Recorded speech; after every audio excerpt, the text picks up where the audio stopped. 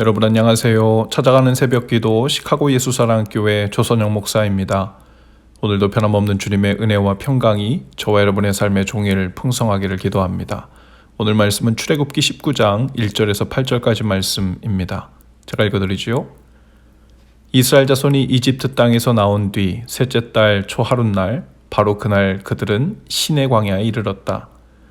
그들은 르비딤을 떠나서 시내 광야에 이르러 광야에다 장막을 쳤다. 이스라엘이 그곳 산 아래에 장막을 친 다음에 모세가 산으로 올라가 하나님께로 가니 주님께서 산에서 그를 불러서 말씀하셨다.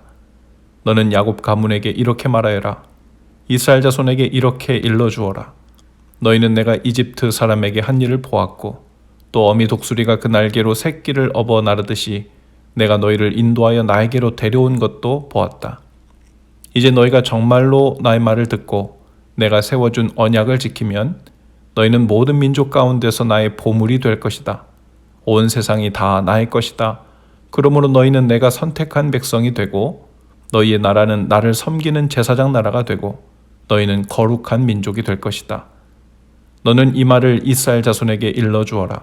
모세가 돌아와서 백성의 장로들을 불러 모으고 주님께서 자기에게 하신 이 모든 말씀을 그들에게 선포하였다. 모든 백성이 다 함께 주님께서 말씀하신 모든 것을 우리가 실천하겠습니다 하고 응답하였다. 모세는 백성이 한 말을 주님께 그대로 말씀드렸다. 아멘.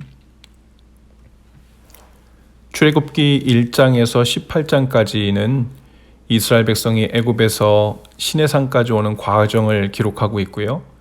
19장부터 40장까지는 하나님과 이스라엘 백성 사이에 언약을 체결하고 성막을 짓는 과정이 기록되어 있습니다. 오늘 말씀에서는 신랑 되신 하나님과 신부가 된 이스라엘의 결혼과 같은 시내산 언약 이야기가 시작되고 있습니다.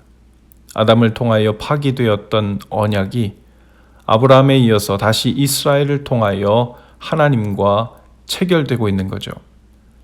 그런 의미에서 이스라엘 백성이 장막을 친 이 시내산은 마치 하나님과 이스라엘 백성과의 거룩한 혼인 예식을 하는 자연 예식장 같은 곳이라고 할 수 있겠습니다. 하나님은 그 약속대로 모세를 시내산으로 인도하셨습니다. 그리고 먼저 이스라엘 백성에게 베푸신 그 놀라운 은혜들을 상기시켜 주시죠.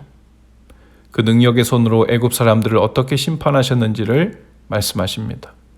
위험한 홍해가 앞을 가로막았을 때, 아말렉이 민족을 괴롭혔을 때, 마실 물이 없어 기진맥진했을 때에도 하나님께서 어떻게 여기까지 책임지고 실수 없이 인도하셨는가?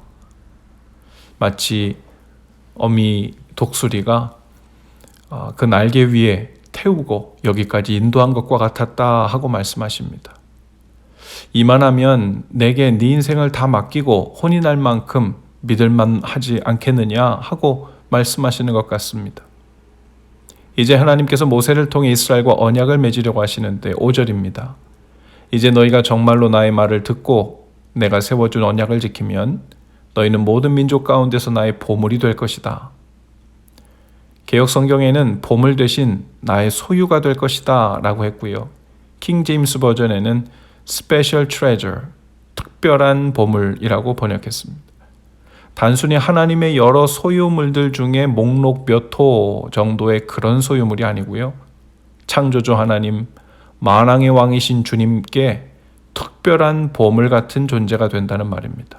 얼마나 소중한지 하나님 자신의 핏값으로 그 생명을 맞바꾸어 건져낼 정도였습니다. 또한 하나님을 섬기는 대제사장 나라가 되며 거룩한 백성이 되게 하실 것이라고 말씀하십니다. 하나님의 백성이 된다는 것은 제사장처럼 특별히 하나님께 더 가까운 곳에 서게 된다는 의미죠.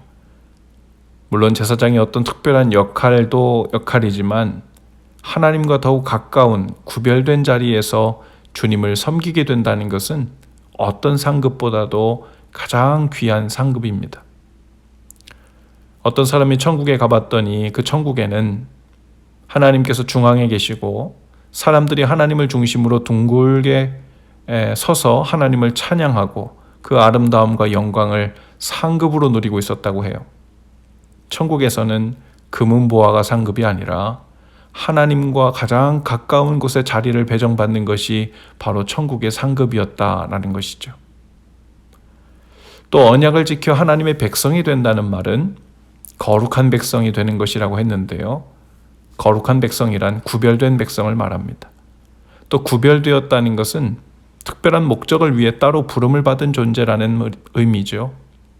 하나님과 하나님 나라를 위한 거룩한 백성이 된다는 것은 바로 우리 믿는 자들의 사명이자 부르심의 이유입니다.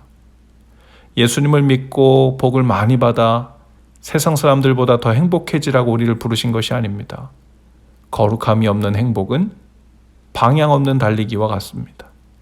죄로 인해 훼손되었던 하나님의 그 거룩한 형상을 다시 회복하여 거룩한 백성이 되어가는 것이야말로 우리의 잃어버린 진정한 행복을 되찾는 것이죠. 이스라엘 백성을 애굽으로부터 불러내어 시내산에서 이러한 언약을 세우신 하나님은 지금도 저와 여러분을 세상 속에서 불러내어 언약을 세우셨습니다. 주님을 나의 구원자로 그리고 내 삶의 주인이요 왕으로 삼고 산다면 주님은 또한 우리의 신랑이 되어주신다는 것입니다. 저와 여러분을 또한 왕같은 제사장으로 삼으시고 거룩한 백성으로 부르셨어요. 우리는 오늘도 그 영광스러운 부르심을 따라 하루를 시작합니다.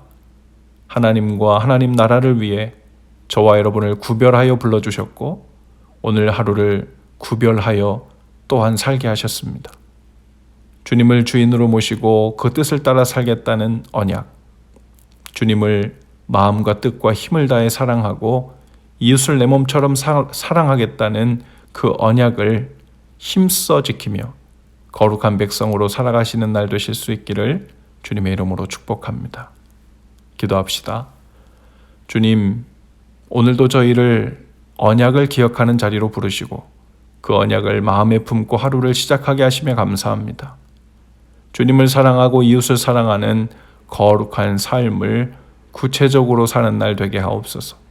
오늘 매 순간 판단하고 결정하고 행동해야 할 때마다 주님과의 언약을 앞세워 행하게 하옵소서. 그 거룩한 부르심에 즐겁게 반응하며 응답하는 날 되게 하옵소서. 예수님 이름으로 기도합니다. 아멘. 여러분 오늘도 예수 사랑으로 화이팅입니다. 내일 아침에 다시 찾아뵙지요.